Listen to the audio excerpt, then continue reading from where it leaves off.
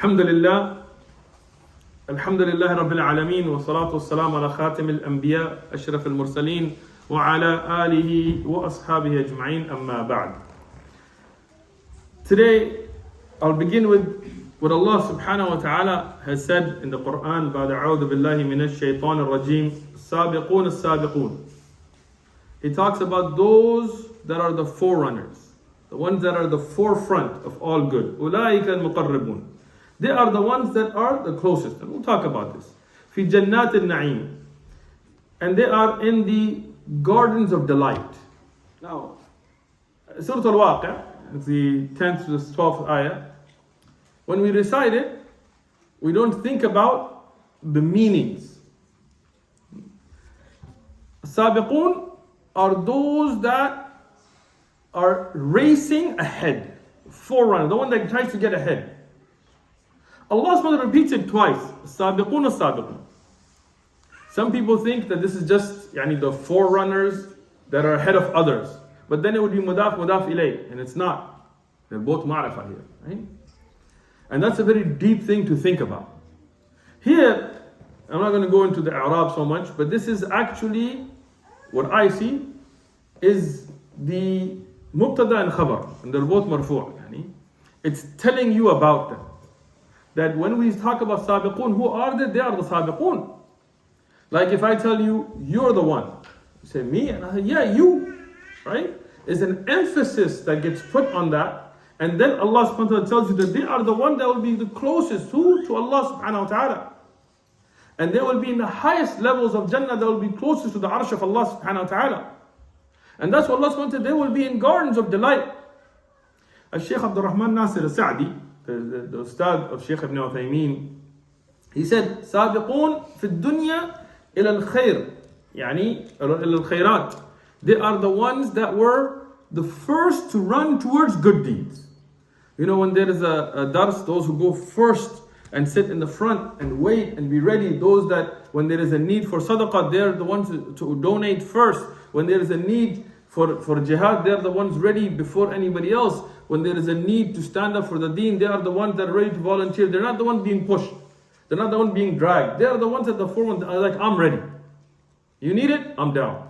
Like they're the ones that push forward. And you look in the life of the Sahaba, you will find them. So he said, they are the ones that push ahead in the khairat, in the good team. فَهُمْ سَابِقُونَ فِي الْآخِرَةِ لِلدُّخُولِ الْجَنَّاتِ. Then they are the first ones that will be running ahead and getting into Jannah first. Because in dunya, they pushed, they went forward, they were forerunners in good. Allah will make them ahead of everybody else in entering Al-Jannah. Many a'imma and ulama explain these ayat in a very beautiful way. Well, what shahid min al-kalam, as we say, what is important from this speech for us is those Sahaba radiyallahu anhum that were the first, that were the earliest, that accepted this deen and sacrificed for this deen. They are the ones praised in these ayat.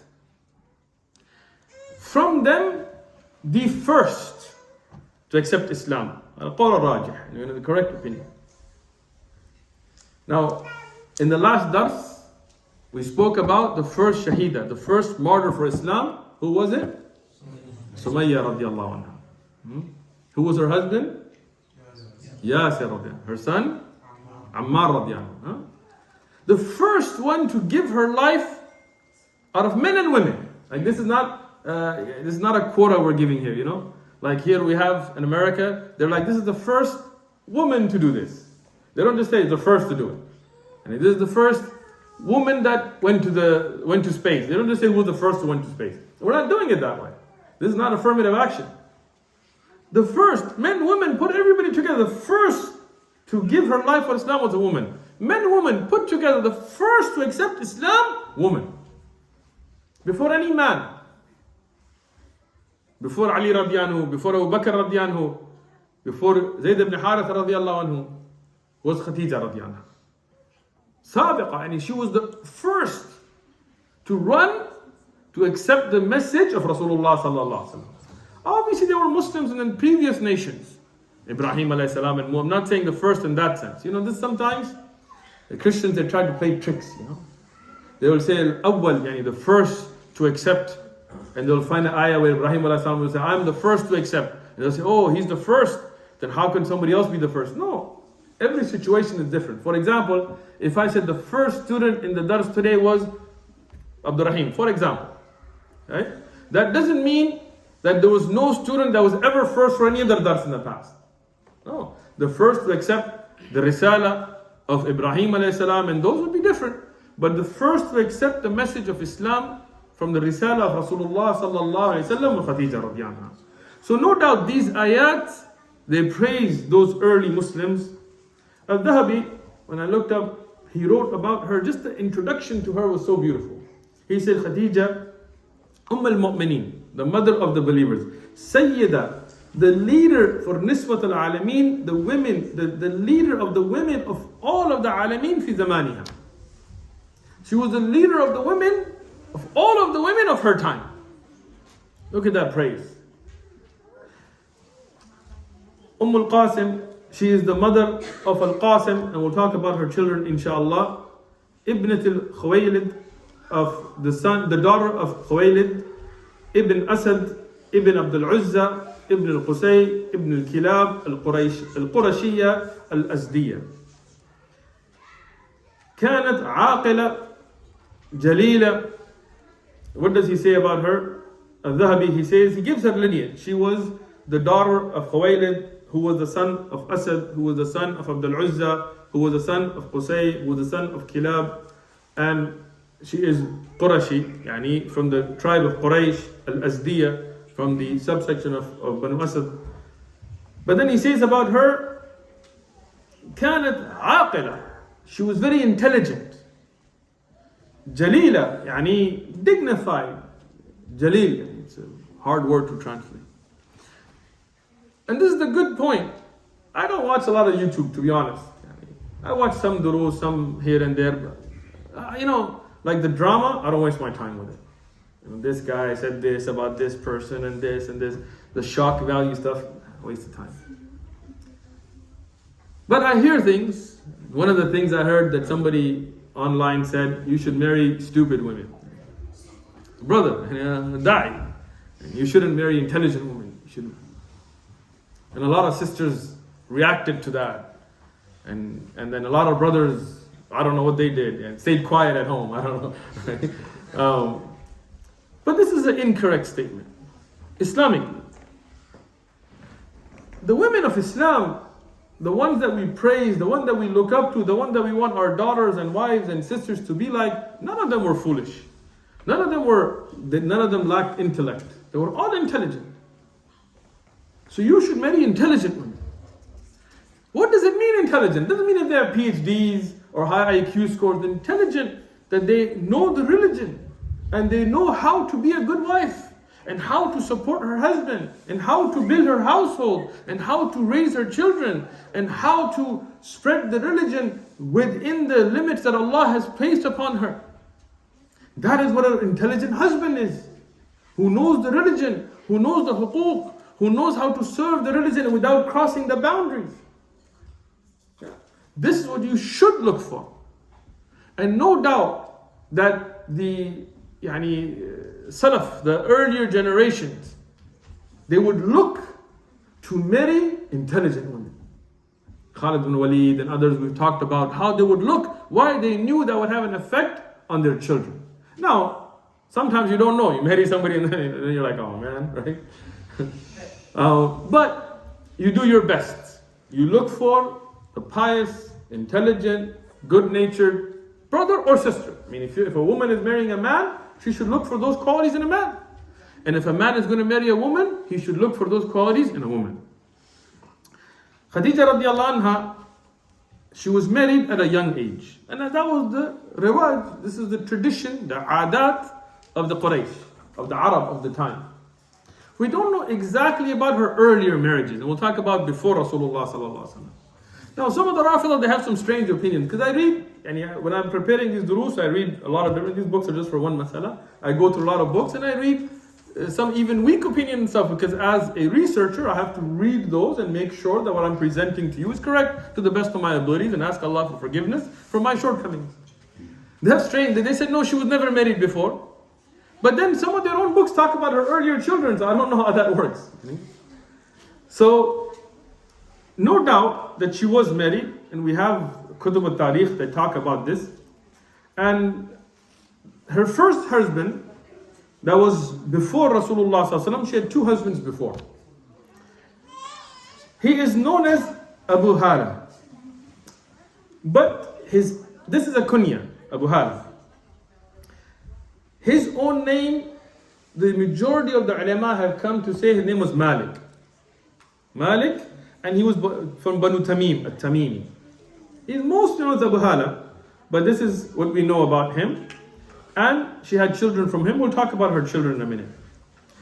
Then, some of the ulama said that he died. Allah knows best, because again, these are not very relevant to Islamic ulum, so we don't have like Rasulullah didn't tell us in a hadith or Allah in the Quran about him, so we go by historic reports that he died. And at that time, many of the men would die in wars, and they would go for trade, and the caravans would get raided, and other things like this. So after his death, she married a man named Atiq ibn A'il, and he was Makhzumi. Banu Makhzum, he was al-Makhzumi. Atiq also died according to the majority of the ulama, although there is an opinion that they were divorced, but what is correct is both of them died. From them, she had children, two of them that we can confirm for sure, right? And I've talked about this in other durus, I'm not going to go deep into this here, is Hind ibn Abu Hala or Ibn Abi Hala, and he is listed amongst the Sahaba. Yani after Rasulullah sallallahu alaihi wasallam's da'wah began, he accepted Islam. And there is Hind bint Atiq, and even though their name is spelled the same, because the word name Hind would be used for men and women amongst the Arab, but this is the daughter, and she is from the second husband, Atiq, and she's a Sahabiya as well. So as far as we can find in Kutub al-Tarikh, and you can check Al-Isaba of Ibn Hajar, Asqalani, both of them, they accepted Islam later on when Rasulullah sallallahu alaihi wasallam message came. From Rasulullah sallallahu alaihi wasallam, she had 5 children. And this is what is authentic, what is correct. Yani, Al-Qasim being the eldest, Al-Qasim ibn Muhammad radiyallahu anhu, and he died as a child, and he also is known by some other names. Sometimes he's Tahir and Abdullah and so on. But what is correct is most of the ulama have said that these were names that he had. Zainab bint Rasulullah sallallahu alaihi wasallam, that was also from Khadijah radiyallahu anha. Al-Kalthum, Ruqayya, Fatima radiyallahu anhunna. These are all daughters from Khadijah radiyallahu anha. In fact, all the children of Rasulullah sallallahu alaihi wasallam are from Khadijah radiyallahu anha except Ibrahim. Ibrahim, he was born to Maria al-Qibtiyya. So, from the 6 children of Rasulullah sallallahu alaihi wasallam, what we know is 5 of them were born to Khadijah radiyallahu anha. What we also know from the khasa'is, from the special characteristics of Khadijah radiyallahu anha, that as long as Rasulullah sallallahu alaihi wasallam was married to Khadijah radiyallahu anha, he did not take a second wife. And at that time, he just kept one wife. After her death, he alayhi salatu wasalam, yes, he married other women, and each one of those marriages after the death of Khadijah radiyallahu anha were for Islam, or for an Islamic reason for the religion. In the Seerah Durus that we've already completed, each marriage that we got to, I explained the reason for it. The Islamic reason, the benefit to the religion. Rasulullah sallallahu alaihi wasallam, he was young, we're talking about before his marriage to Khadijah radiyallahu anha. Before he reached the age of 25, and when he was over 20, before 25, he was well known amongst the Quraysh for his honesty. And this is something very interesting. You know, people have habits, and habits very seldom change. Personalities change, circumstances change, habits are very hard to change. And that's why you should always be very careful about what you do. Because something you do constantly becomes a habit. And when it becomes a habit, it starts to become a part of your personality. So Be very careful of lying. Be very careful of the way you carry yourself, because sometimes that becomes a part of you. Always push yourself to good habits, to honesty, to bravery. If somebody is brave before Islam, they'll be brave in Islam. Khalid bin Walid was brave before Islam, he was brave in Islam. Umar ibn Khattab was Umar before Islam, he was Umar in Islam. But Islam shined them. Islam gave them purpose. Islam gave them the nusrah of Allah. But those traits were there. Right? Somebody who's a coward, even if they become Muslim, very seldom have I seen that somebody suddenly just becomes like very brave. It could happen, but it's rare. Right? If somebody's bakhil, they're stingy, they could become Muslim, they'll still have that, even if they might be able to fight it off, to be able to be Islamically correct, but it's there, right? Khadijah radiallahu anha, she was very honorable even before Islam. And Rasulullah sallallahu alaihi wasallam was known for his honesty before prophethood. And that is why when he brought the Risala, when he told the people about what happened with Jibreel alayhi salatu wasalam, even the Quraysh said, we have never known him to lie. He is such an honest person that it was unfathomable that he's going to lie. His honesty and his honor and his good character was so famous that Khadijah radiallahu anha, she was told by the people that you should hire him for your business. Her husbands had passed away, the two that we had talked about. She had their wealth, and she would send out carriages. She wouldn't go herself, and this is before Islam. She wouldn't go and be like, I'm going to get on that camel and I'm going to go and argue with people in the marketplace. No. She had that honor, that dignity. Many of the Sahaba, they had great qualities before Islam. Uthman radiyan, for example, he never did zina. He never drank alcohol. And Abu Bakr radiyan as well. And many of the Sahaba, they never worshipped an idol. Why? Because even before Islam, they saw this to be foolishness. Somebody asked one of the Sahabiyat that, did you ever commit zina before Islam? She said, how can a person who's free, who has the ability to choose, would do something like zina? So they had this honor. He said, Abu Bakr radiyan said that, how could somebody drink alcohol when I saw the people that they would be drunk and they would take feces and try to put it to their mouth. A drunk person doesn't know what they're doing. And the smell would hit them and they would put it away and then they would try to do it again. I'll tell you myself, when I was raised in America, I didn't know much about the religion. I never took a sip of alcohol. I never smoked a cigarette in my life. Why? I didn't see the point in it. I saw a friend of mine that was drunk, that peed on himself. I said, I'll never be like that. I never want to be that guy. Saw people smoking. I said, what does that give you? A headache? Makes your teeth rot? Gives you cancer? What's the point? Right? So Rasulullah sallallahu alaihi wasallam, he had these great qualities. And Khadijah radiallahu anha, when she heard about this, she sent Maysara. Maysara was a slave that she owned to Rasulullah sallallahu alaihi wasallam, who wasn't a prophet at this time. He was under the age of 25, and said, look, we have these caravans that we need to take goods and sell them, and you're an honest man. We'll work together. We'll split the profits. And Rasulullah sallallahu alaihi wasallam accepted that. When he went, Maysara, he traveled with the Prophet ﷺ. And when you travel with somebody, you get to know them really well. He saw his honesty, he saw his good character, he saw the way he dealt in a wonderful manner, the way he dealt with business. The Prophet came more than what they expected, but Rasulullah ﷺ didn't try to take a cut from it. For example, if me and you agree that we're going to do a business, and you get half and I get half, and you say, well, how much do you expect? And I said, you should expect 5,000, and I'll expect 5,000, and I go and make 12,000. Now I could keep those 2,000 and you'd still be happy. Right? Because that's what I told you, 5,000.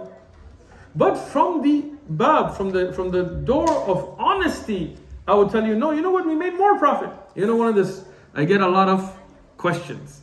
About debts and payments and things. The strangest one I ever got was here at Masjid Ribat.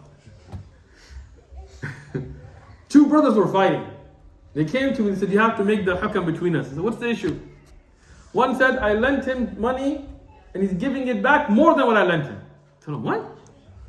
The brother said, I lent him 6,000, he's giving me 7. said, what? I don't want to take riba. I told him, but why are you giving him 7? He goes, no, he lent me 7,000. It wasn't 6. I don't want to be held accountable in front of Allah. I said, subhanallah. How beautiful is that? Right? So when you have that bab of honesty, you have that taqwa. So Rasulullah sallallahu alaihi wasallam, he made more profit and he gave it back. And he did something very intelligent. Again, Allah gives the people aql. Instead of just taking the goods and selling them, the Arab, what they would do is they would do 2 routes. They would go to Sham, they would take their goods and sell them in Sham, in the land that is currently Jordan, Palestine, Lebanon, and Syria, in this area. And they would go there in the summer. This was a cool area. And then they would do a separate business trip to Yemen in the winter, because winter was hotter. So they would go to Yemen and they would sell. But Rasulullah sallallahu alaihi wasallam, what he did is that he took goods to Sham, but then he bought goods from Sham and brought them back. I mean, this was a very intelligent move. Instead of just coming back empty-handed, so there's things that we'll sell in Mecca, we'll bring those back. And he didn't try to do it underhandedly. He didn't do it, okay, her deal with me was just to sell, this other stuff is my own. No. He told her, look, I'll split that profit as well. So she was impressed. Look, Rasulullah sallallahu alaihi wasallam was handsome. No doubt to that. Look at any kitab that mentions the shama'il or the characteristics about Rasulullah, who was very handsome. But that's not what attracted Khadijah radiyallahu anha. It was not that he was, just that she saw him and she fell in love. Out of this weird Hollywood ideas that they have. I just saw him. I fell in love. He could be some alcoholic, rapist, murderer. What are you falling in love with? And then when he gets a little bit older and gets more handsome with gray. No, I'm just kidding. His hair starts turning gray and teeth start up. Now you're not going to love him anymore? The same thing with women. We don't marry women because I saw her in a bikini. No. Because someday she's not going to have that body. What are you going to do? Divorce her then? No, we marry for the sake of Allah. Yes, there should be some attraction, but that's not the reason. Khadijah radiyallahu anha, she was impressed with the akhlaq of Rasulullah sallallahu alaihi wasallam, with the honesty of Rasulullah sallallahu alaihi wasallam. And the very important point that I want to make. People think, oh, I know this guy.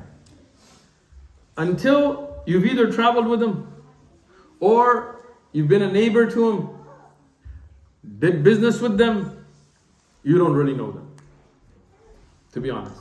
And there's a beautiful hadith that Imam al-Bayhaqi has mentioned in the Sunan al-Kabir. And the hadith is sahih. I checked the sanad today. It's an authentic hadith. Where a man came in front of Umar radiallahu anhu and said, I want to bear testimony. I want to give my witness. Umar radiallahu anhu said, I don't know you. You're not from here. I don't know you. How can I take your testimony about an issue when I don't know you? You could be truthful. I don't know. You could be lying. I don't know. So man said, I'll bring somebody to testify to my character. He said, okay. So man brought somebody. The man said, تعرف قال عمر تعرفه, do you know him? فقال نعم. بعدل, I know him with justice والفضل and good character. فقال عمر فهو جارك, is he your neighbor that تعرفه ليل والنهار, that you would know night and day? فقال لا. He said no. He said okay. He said, is he somebody that you have mu'amalat with? The mu'amalat بالدينار والدرهم, with money. Dinar is Islamic gold coin, and dirham is a silver coin. That you know his wara', that you know his carefulness with how he does business and honesty. فقال لا. He said no. He said طيب. He said, did you go with him for safar? Have you traveled with him that you would know about his makarim al-akhlaq, about his good mannerisms in traveling? He said no. فقال عمر ليست تعرفه, you don't know him. لست, you do not. تعرفه, don't know him. It's wisdom. So Maysara, when he traveled with Rasulullah sallallahu alaihi wasallam, Khadijah radiyallahu, when the business dealings were done with Rasulullah sallallahu alaihi wasallam, they got to know the true honesty and great character of Rasulullah sallallahu alaihi wasallam. So here, an idea came to her from those around her that why don't you marry this man? Now, one of the misconceptions we have in the ummah today is that Khadijah radiallahu anha was 40 years of age when she married Rasulullah sallallahu alaihi wasallam, and he was of 25 years of age. Most of you know that's not true because most of you were in the Sirah Durus, but I remember when I first taught this mas'ala and I explained this in the Sirah Durus, I had this uprising against me in the masjid here. I remember that day I finished and there were brothers, they weren't like, but they were like, brother, are you sure? I read it in Rahiq al-Makhdum. I know, I read it there too, but it's not right, since I was a child I've heard this. I know, Shaykh Fulan said it. I know, but we just think Basani. And this is why I brought this stack again today, just in case y'all can check it out yourself, right? Because I don't speak from my own ideas. Now, this is from books. I don't have that library as a backdrop for videos. That's my library. That's where I read. So this is a misconception. We'll talk about that, but that's not the point I'm making here. The point I'm making here is she was young. Between 25 and 28 years of age. So still relatively young. And before that, as we say, Ibn Sa'ad says in his Tabaqat, that many people, after the death of Atiq, many people proposed to her and she turned down those proposals because she didn't find anybody there that was to fit her character, morally.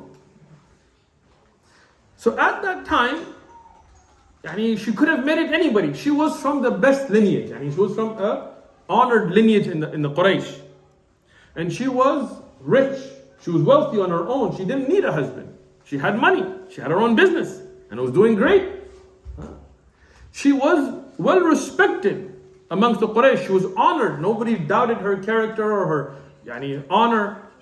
So she could have easily just stayed single. But she saw that a woman needs a husband.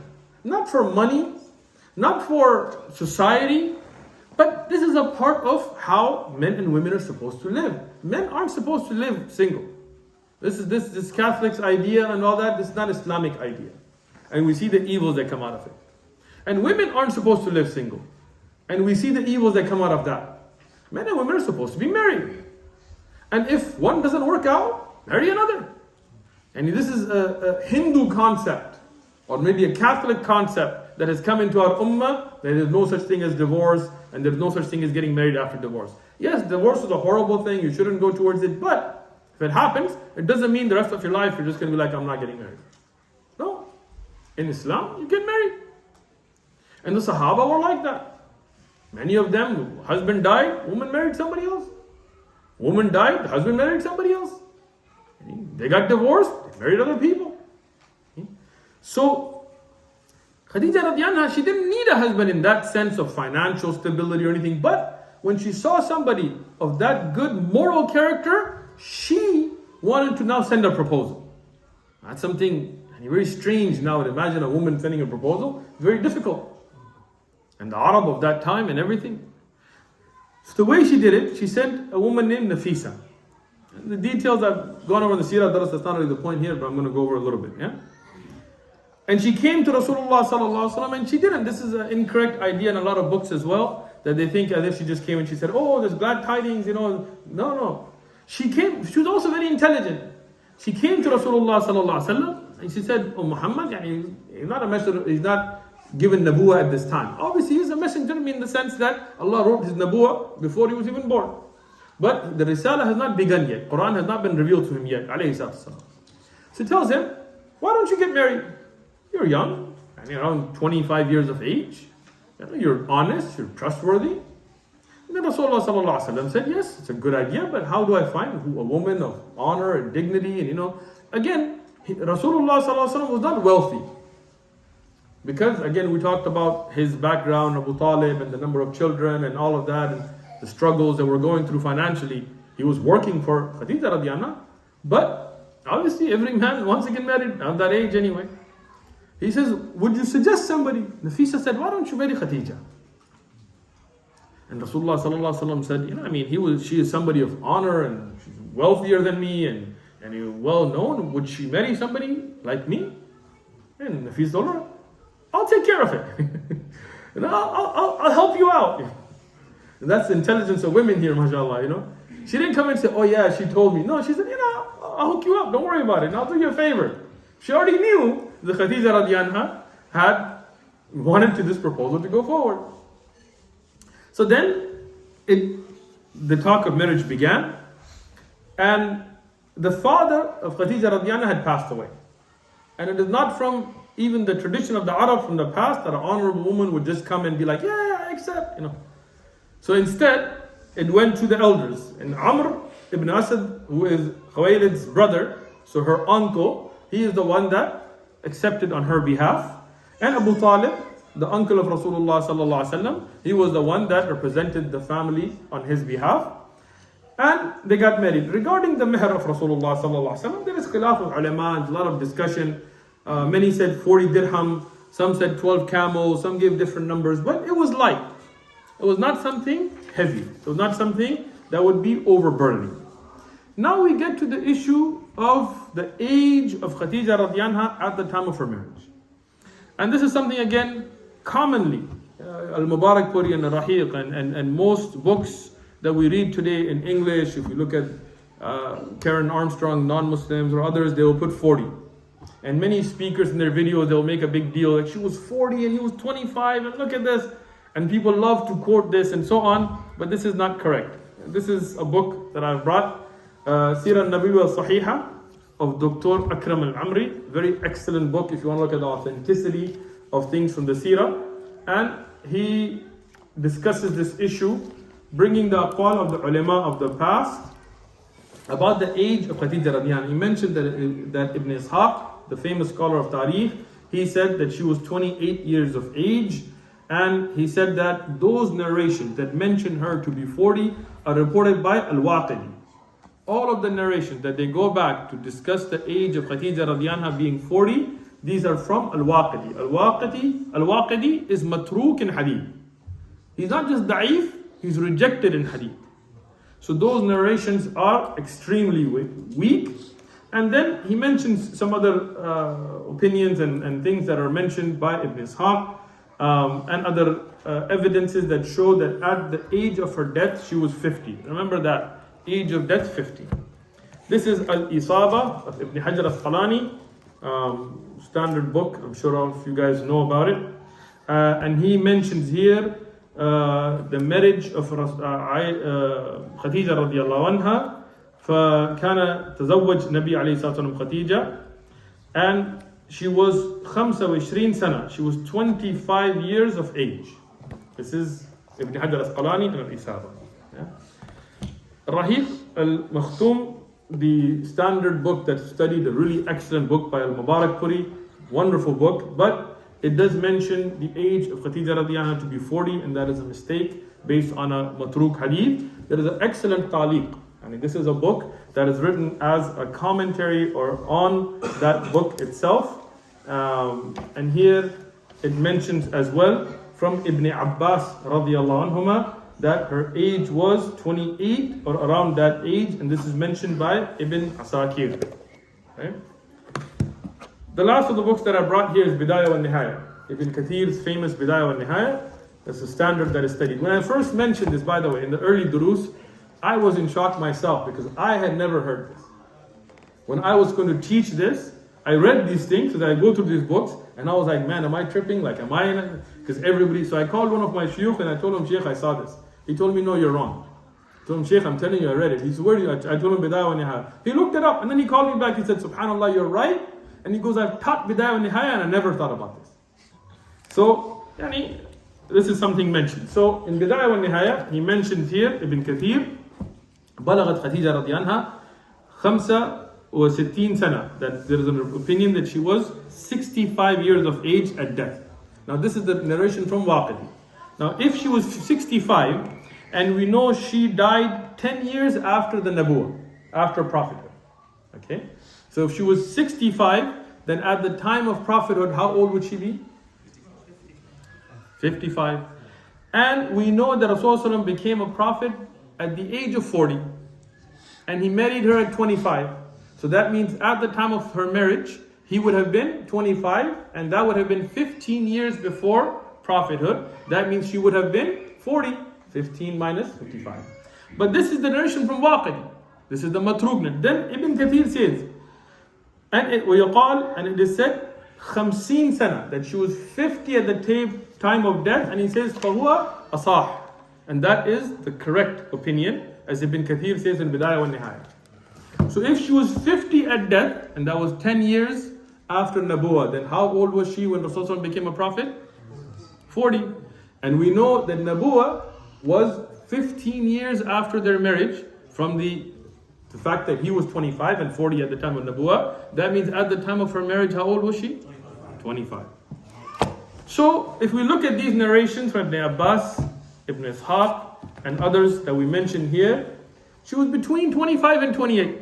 We may not know exactly, Wallahu a'lam.